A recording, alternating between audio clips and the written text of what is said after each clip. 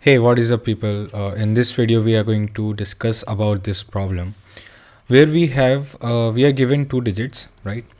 And we have to print, and we are given n as input, and we have to print first n numbers. Okay, we have to print first n numbers in increasing order that can be made using these digits. Okay, so to understand this problem, we can think of it like binary digits. Okay, so suppose uh, it a variation of this problem can be that we have 1 comma 0, or you can say 0 comma 1. These are the binary numbers, and we have to print the nth binary number, right?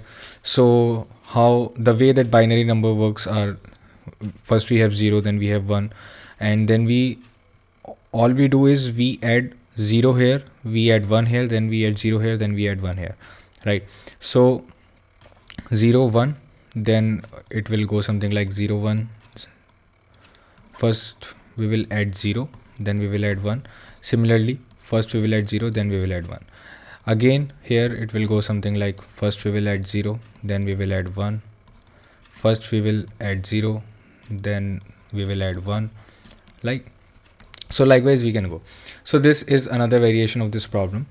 How do we approach? Okay, this is the question that we have.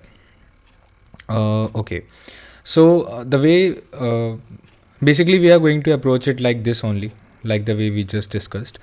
uh, if you have studied about level order traversal of a binary tree, okay, so there we have something like queue.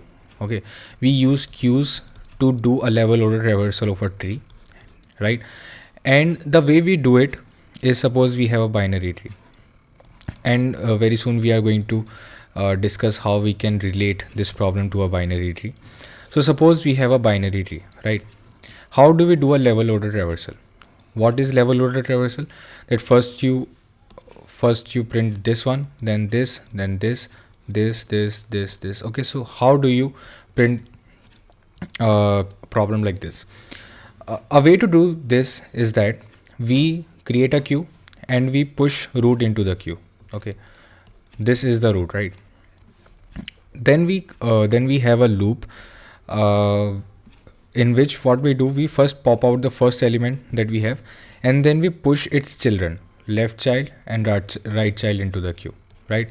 And this process goes on. So after that we will consider the left child, and when we will pop out the left child, we will push its left child and its right child, then we will come to this. So this is the way we will approach this problem. And if this particular thing is sounding a bit strange, then you must look at a level order traversal of a binary tree. There we have a very good explanation for this particular approach. Now we are going to discuss how can we relate this problem with a binary tree. Now suppose we will start with empty slate. Okay, suppose we have nothing. We are given 5 and 6, right? And we have to generate numbers with these two digits. What we will do, whenever we are going towards whenever we are going towards left, we will add 5, right? And whenever we are going towards left, we are going to add 6. Okay, again we are going towards 5, we will add 5. We are going towards right, we will add 6. Going towards left, we will add 5, we will add 6, right? So this process will go on. We will add 6 here, we will add 5 here, and we will add 6 here. Then again we will add 5 here, and we will add 6 here. Then we will add 5 here, and then we will add 6 here. So this is the way how we can relate it with a binary tree. Now how do you print first n numbers? Okay, how do you print first n numbers? N will be the user input. Okay, so basically we will just run this loop n times, right? So this is the first, second, third, fourth. If n is equals to 10, what we can do, we can run a loop and till n is equals to 10. Okay, and we will just print all the numbers till n. Now this all will make much more sense once we implement this. This is the basic algorithm that we just discussed. If we are going to talk about the algorithm, writing of the algorithm, then we can say that we will start with the empty slate. Then we will basically start with empty queue. This is what I mean to say.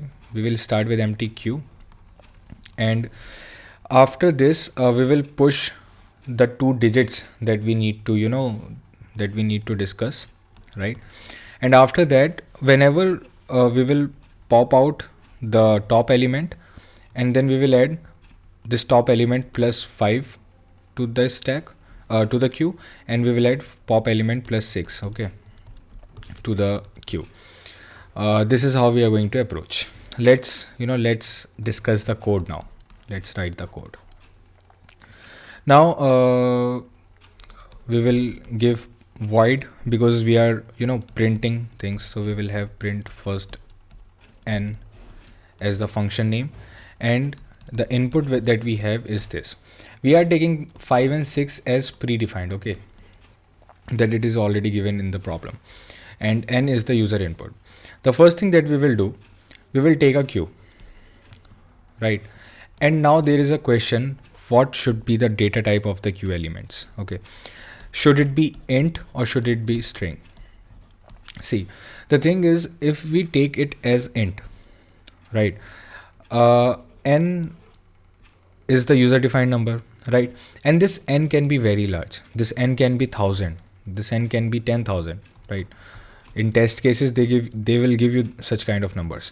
And if you're trying to store that on queue, the nth, the 10,000, the 1000th number, okay, that can be generated using these two may not be may be large enough for integer to store, may be large enough to even long to store, okay.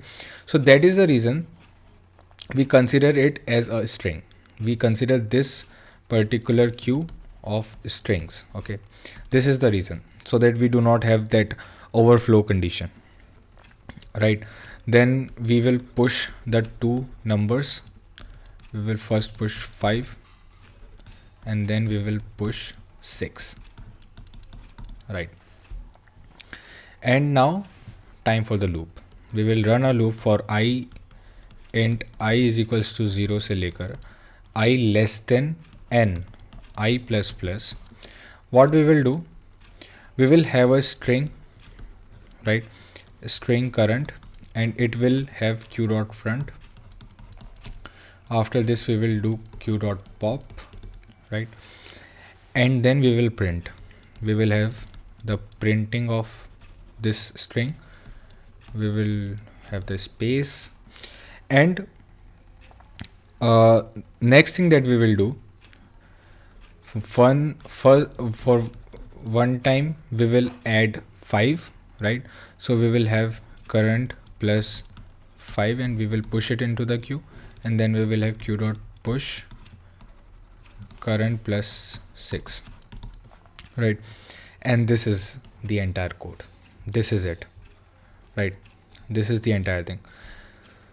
Okay, so quickly let's discuss about the time complexity and space complexity. The time that this particular code is going to take is theta n, because this loop is going to run exactly n times, right? This loop is going to run exactly n times, so the time complexity here will be theta n. Talking about the space, once again, we have a queue, right? And at a certain moment we can have at most n elements in the queue, so that space complexity will be big O of n. Okay, so this is for space and this is for time. So this was it for this problem.